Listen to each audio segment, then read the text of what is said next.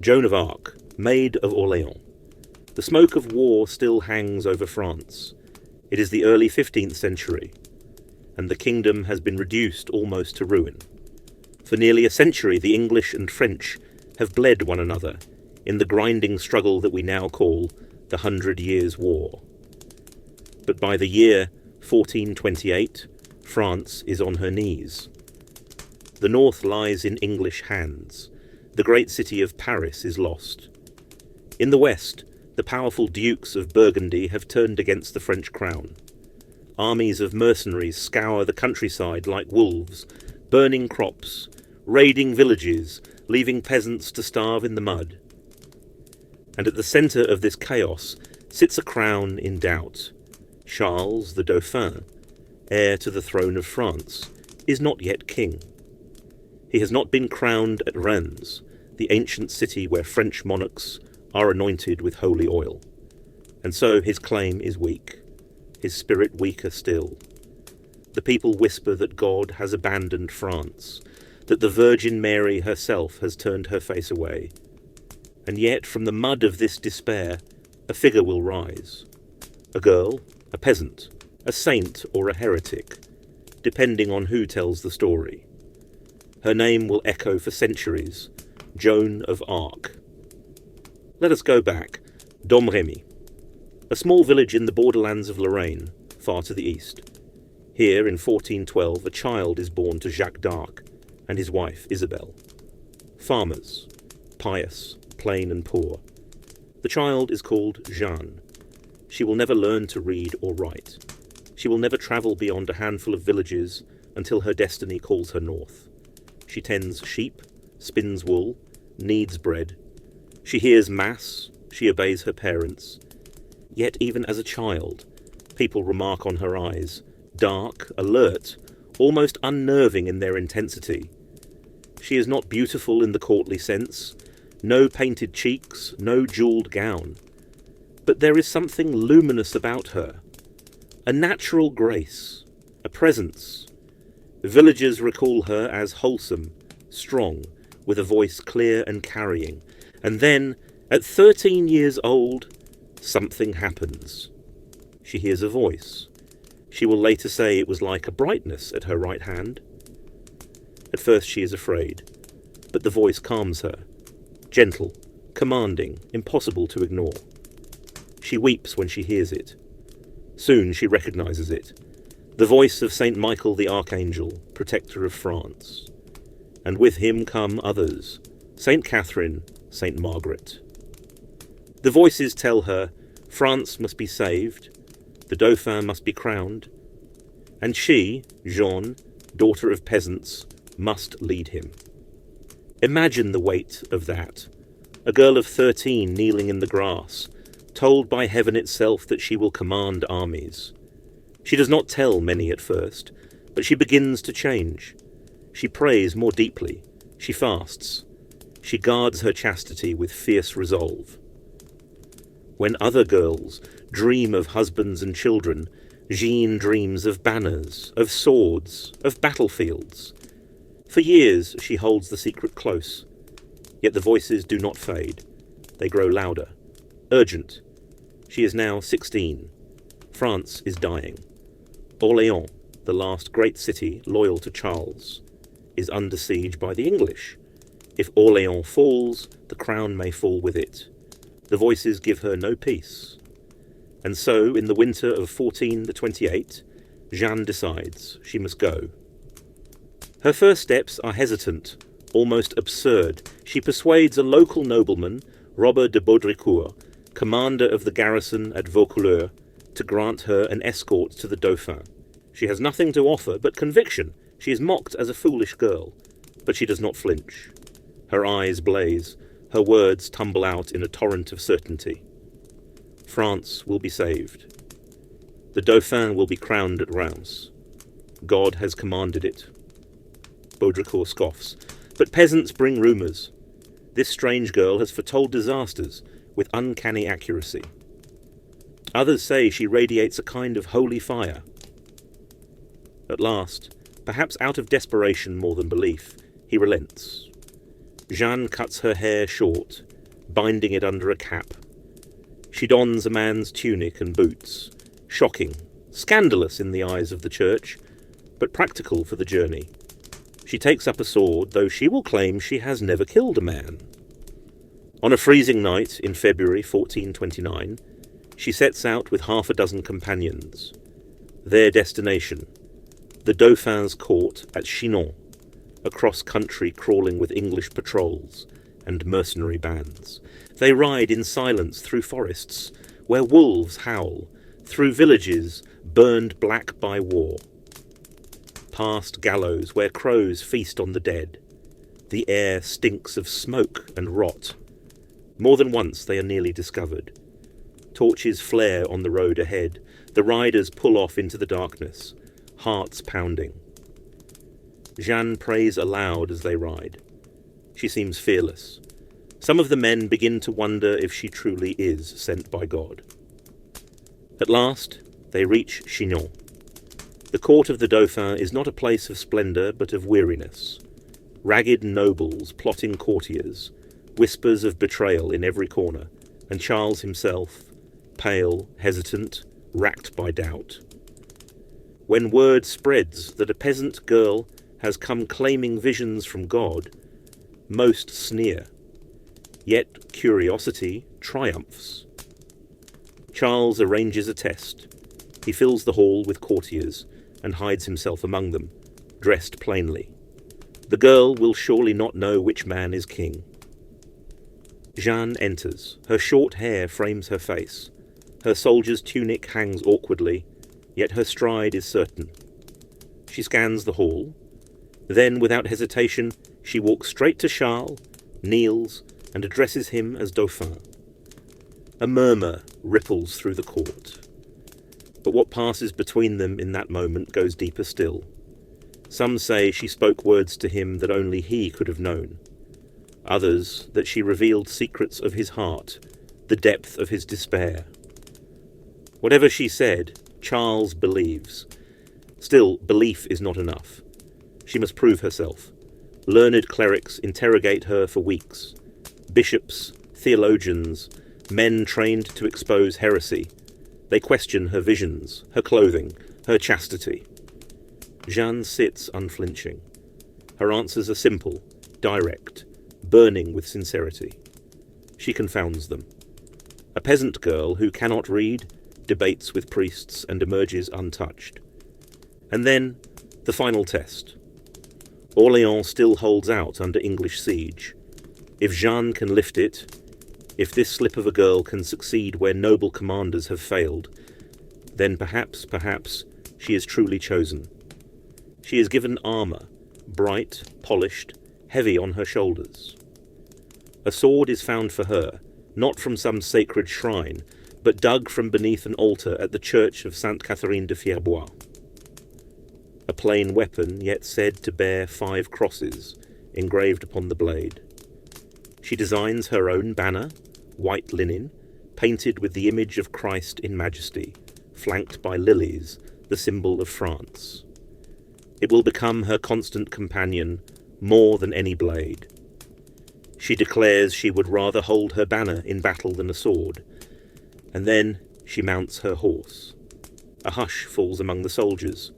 She is 17, a girl among men hardened by a lifetime of war.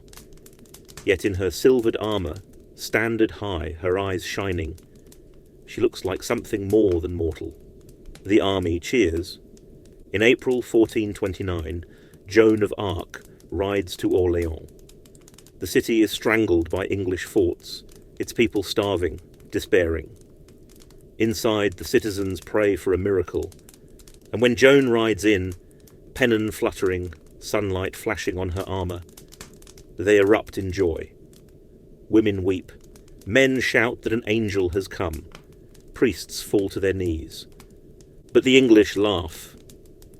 "She is but a girl," they sneer. "A witch. A whore in armour." Their laughter will not last, for the siege of Orléans is about to turn, and Joan of Arc, the Maid of Orléans, will step into history. The city walls of Orléans trembled with hope as Joan arrived, Yet beyond those walls, reality pressed in like a tightening fist.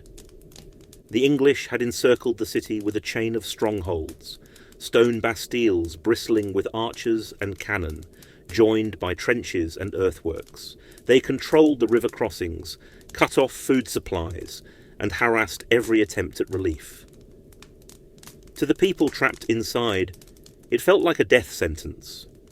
But Joan rode at the head of her column, standard high, and the mood shifted. Citizens poured onto the streets to greet her, crying out as though salvation itself had walked through the gates. They pressed close, reaching for her horse, clutching her stirrups, whispering blessings, some even sobbing as they touched the hem of her white banner. The soldiers inside Orléans, worn thin by months of defeat, looked on in astonishment. They saw not a noble general with fine lineage, but a farm girl with cropped hair and a peasant's face, and yet she glowed with a strange authority. Her first command was not of steel, but of spirit. She ordered the men to confess their sins, to attend mass, to abandon their drunken brawls and coarse oaths. She banished prostitutes from the camp. She demanded discipline. Many grumbled, but others straightened under her gaze. For in her eyes burned conviction, and conviction was more dangerous than any blade. The days that followed became a blur of preparation. She moved among the soldiers, speaking not from the safety of a pavilion, but in the mud and the din, touching their shoulders, meeting their eyes. She prayed with them before dawn, and when she spoke of victory, she did so not as speculation, but as certainty. And yet doubts gnawed at the commanders, men like Jean d'Orléans, the bastard of Orléans, half-brother of the late Duke, seasoned in war. They had fought for years, seen men broken and butchered, walls fall, fortresses burn. How could they entrust their fate to this 17-year-old girl who claimed to hear voices from heaven? But she did not waver. She told them bluntly, "You will raise the siege, you will strike the English in their forts, and I will lead you." The first clashes were small, probing, skirmishes in the shadow of the bastilles. Joan rode with the men, not behind them. She carried her banner into the heart of danger, and though arrows hissed past, though cannon smoke rolled across the fields, she seemed untouchable. One archer swore he had her in his sights, the girl's white standard gleaming against the smoke, but when he loosed his shaft, a sudden gust twisted it away. Word spread quickly. Soldiers whispered that heaven itself shielded her. Her presence lit a fire in them. Where they had trudged before, now they charged. Where they had muttered resignation, now they roared for France. On the 7th of May, 1429, came the decisive assault. The English held the fortress of Les Tourelles, guarding the bridge that spanned the Loire. It was their strongest bastille, thick-walled and bristling with defenders.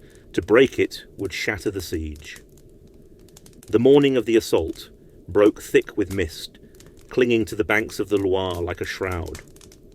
From the ramparts of Orléans, citizens strained their eyes through the haze, watching as the French army stirred for battle. Les Tourelles stood grim across the bridge, a fortress of stone and timber, anchored into the earth, its towers squat and defiant. Flags of St. George snapped above the walls, English archers pacing behind the crenellations, their bowstrings already waxed and taut. Beneath them, cannon mouths yawned black, promising ruin. The French gathered in silence, priests moving among them with crosses raised, sprinkling holy water on steel and faces alike. Joan rode forward, her banner unfurled, its white fabric gleaming even in the half-light. The men watched her, some with awe, others with fear. She raised her voice, calm but fierce, echoing above the hush. "In God's name, the victory is yours if you fight with faith." Trumpets blared. The assault began. Ladders were rushed forward, clattering against the walls. Arrows rained down in reply, the hissing storm. Men screamed as shafts punched through mail, as bolts from crossbows tore into faces, arms, thighs.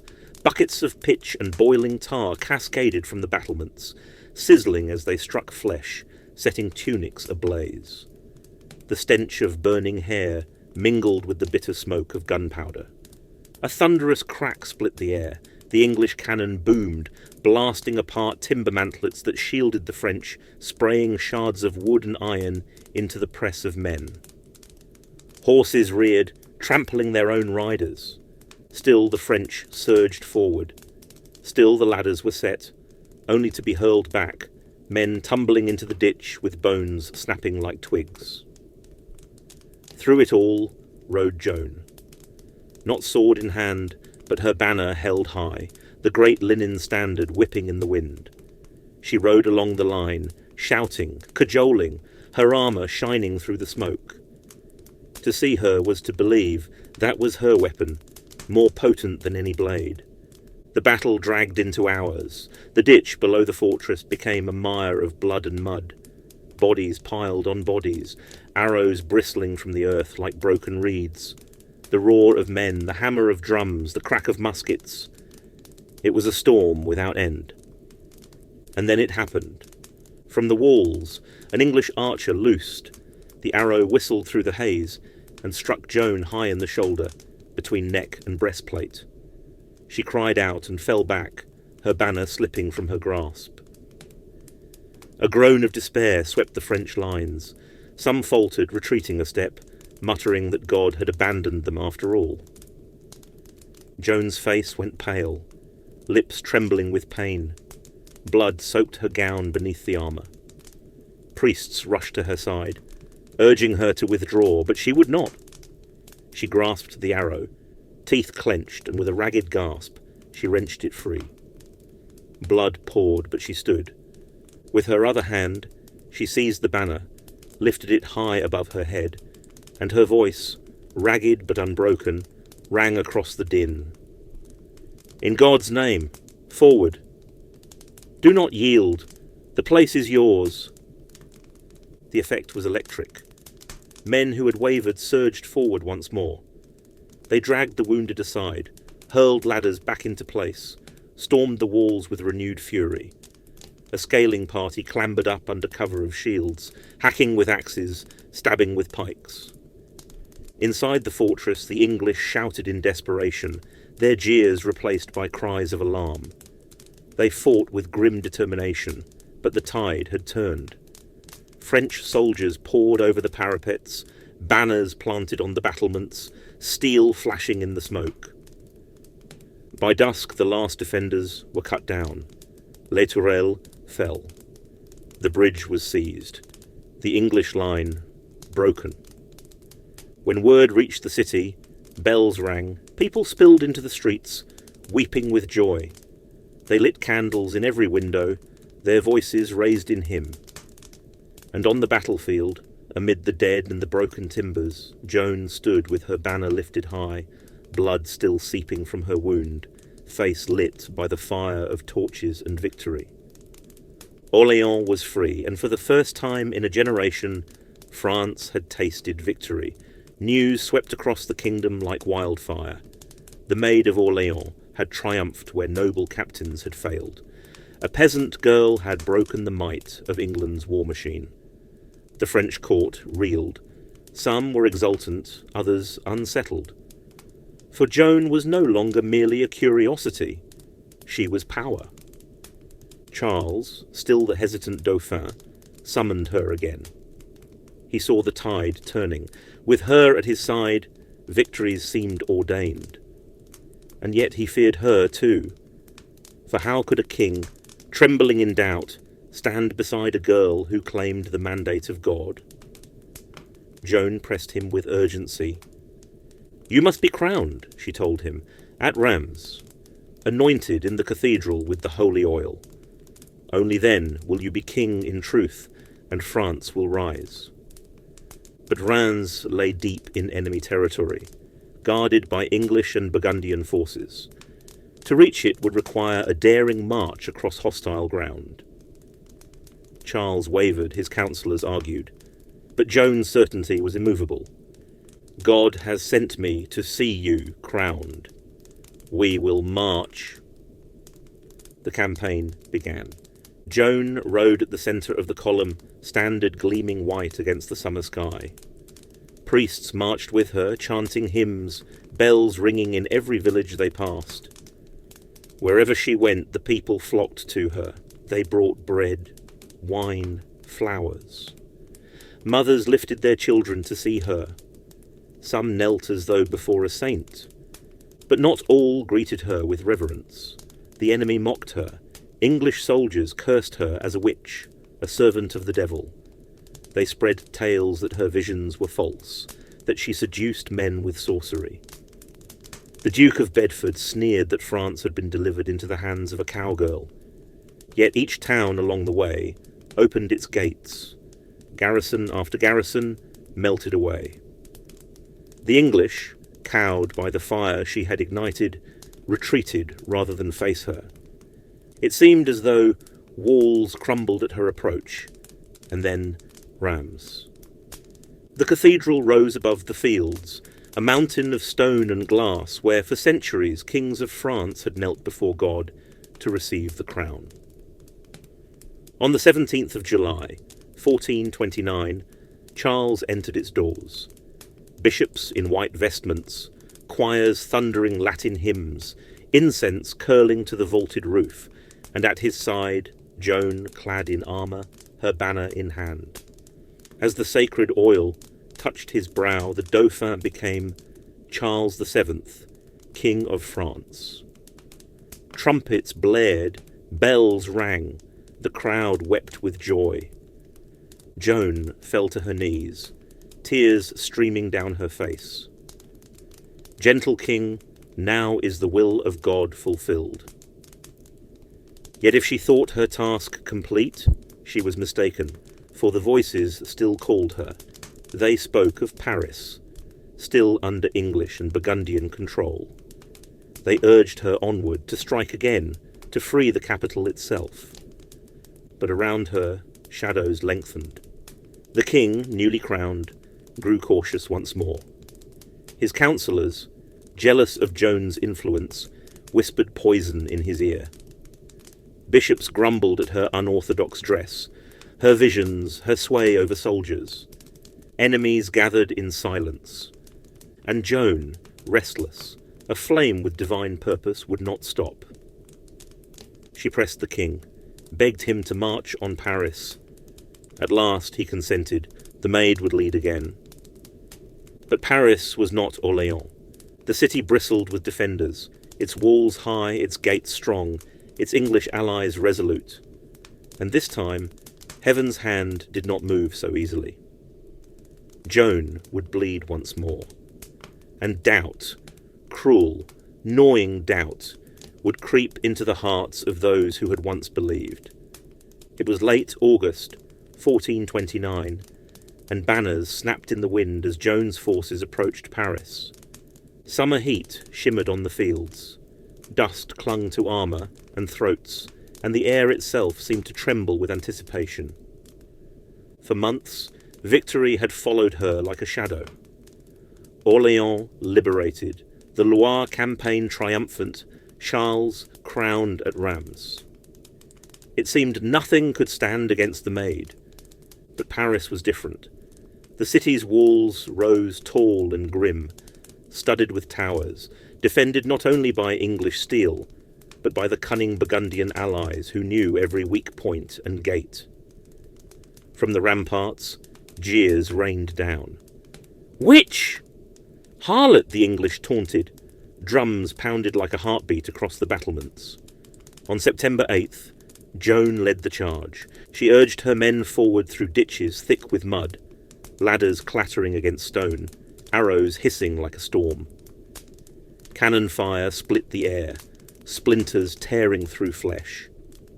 She climbed the slope herself, banner high, shouting for France, for God. And then a scream. A bolt from a crossbow struck her thigh, driving deep. She collapsed to her knees, armour ringing against stone, blood soaking her chausses. Around her, soldiers faltered, torn between dragging her to safety or pressing the assault. She tried to rise, gripping her banner like a crutch, face white with pain. "Forward!" she cried. But the men pulled her back, retreating under the withering fire from the walls. The attack failed. Paris remained in enemy hands. It was a turning point. In victory, Joan had been untouchable, a figure of awe. In defeat, she was merely mortal. The king, newly crowned, had grown cautious again. His counsellors, envious of her influence, whispered that she had overreached, that God no longer favoured her, and so Charles made a decision that broke the momentum she had built. He ordered a truce. Paris would not fall. Joan wept with rage. She felt betrayed. The voices still urged her forward, but her king withdrew into caution, politics, hesitation. The tide of destiny began to ebb. The months that followed were bitter. Joan still burned with purpose. She launched small campaigns, captured towns, skirmished against English patrols. But the great thrust was gone. In May 1430, she rode to defend Compiègne, a loyal city under threat. Once more she led her men out, standard bright against the dawn. They charged the enemy lines, fought hard against Burgundian troops. But this time, the gates closed behind her. Whether through treachery or confusion, the drawbridge was raised as she tried to retreat. She was trapped outside the walls, surrounded. Her horse dragged down. She was pulled to the ground, hands clawing at her armour. She fought, desperate, but numbers overwhelmed her. The Maid of Orléans was taken prisoner. For months she was held in chains, sold to the English for a ransom, not rescued by her king, not ransomed by her country. And then came Rouen, a cold stone hall lined with clerics, bishops, lawyers, men determined to unmake her. Her trial began in February 1431. It was no trial of justice, but of politics. They accused her of heresy, of witchcraft, of dressing as a man. They mocked her visions, twisted her words, tried to catch her in contradictions. Yet again and again this unlettered peasant girl confounded them. "Are you in God's grace?" they asked, hoping to trap her. "If I am not," she replied, "may God put me there. If I am, may he keep me there." Simple. Unshakable. Her answers rang with clarity, while her accusers tangled themselves in knots. Even her enemies admitted her courage was extraordinary. But the outcome was never in doubt. She was condemned. On the morning of May 30th, 1431, they led her to the marketplace of Rouen. The square at Rouen filled before dawn. The air was damp, the cobblestones slick from a night's rain. Crowds pressed shoulder to shoulder, their breath steaming in the chill, their faces pale with dread or eager with curiosity. Soldiers kept the press back, halberds glinting, and at the centre of it all, the scaffold. A wooden platform stacked high with faggots and pitch-soaked kindling. The smell of tar and resin hung heavy, sharp enough to sting the throat. Above the pyre, a tall stake rose like a gallows post, waiting. They brought her out at mid-morning. Joan, 19 years old, her gown plain white, her feet bare on the stone. Her hair had been crudely shorn, tufts sticking like straw. Her head bowed, but her eyes steady. Chains clinked at her wrists. Some in the crowd shouted curses. "Witch! Heretic!" But others sobbed openly. Even hardened soldiers, who had mocked her only months before, fell silent at the sight. They tied her to the stake. Iron rings clamped her wrists, her waist, her ankles. She could not move. Around her, the piled wood towered as high as her chest. Priests thrust a rough wooden cross into her bound hands. She clutched it desperately, pressing her lips to it, whispering the name of Christ. The executioner hesitated, torch in hand. Orders were barked. He stepped forward. The flames began low. a crackle at the base, smoke curling upward. At first only heat, then sparks, licked her gown, charring the fabric. She cried out once, high and piercing, but it was not a scream of terror, it was a prayer. Jesus! Jesus! The fire caught faster now. Resin-fed flames surged upward, orange tongues wrapping her legs. She writhed against the iron, instinct clawing for escape, but the chains held her fast. The crowd heard the sizzle of flesh, smelled the sickening stench of burning hair and skin. Children turned away, burying faces in their mothers' skirts. Her voice did not stop. Through choking smoke, through waves of agony, she still called upon God. "Holy Michael, St. Catherine! Jesus!" Her words turned ragged, broken by coughing as smoke seared her throat. The heat was unbearable. The white gown blackened, crumbled. Her skin blistered, split, peeled in sheets. Her body convulsed, her head thrown back, her face half hidden behind flame and smoke. The crowd gasped as her cries grew fainter. Not silenced, not yet, but fading, until at last only her lips moved soundlessly, mouthing the name of her saviour. The fire roared higher, engulfing her completely, where once there was a figure, now only a silhouette, writhing in flame, then nothing but a pillar of fire and smoke reaching to the sky. When the flames subsided, the executioner raked through the ashes, exposing what remained. A charred skeleton bound upright, blackened bone crumbling. To ensure no relics could be taken, the body was burned again, reduced to ash, scattered into the Seine. And yet those who were there whispered that her soul had not been destroyed. One English soldier, shaken to his marrow, cried out, "We have burned a saint!" But for years her name was shadowed in doubt. To some she was a heretic, a witch who had led men astray. To others she was a martyr, chosen by God. 25 years later her trial was re-examined, the verdict overturned. Joan was declared innocent. In 1920, nearly 5 centuries after the flames of Rouen, she was canonized by the Catholic Church, Saint Joan of Arc. What remains is not only the story of a girl who led armies and crowned a king, but of something deeper. She was no queen, no noblewoman, no scholar. She was a peasant who believed with such ferocity that she bent history around her. Her sword cut little. Her banner, raised high above the chaos, did far more. Even in defeat, even in death, she was never truly silenced, for her voice still carries, through centuries, through legend, through the fire that could not consume her spirit. Joan of Arc, the Maid of Orléans. Thank you for listening to Fireside History. If this story moved you, please like, comment and subscribe. Your support helps keep the creative fire burning.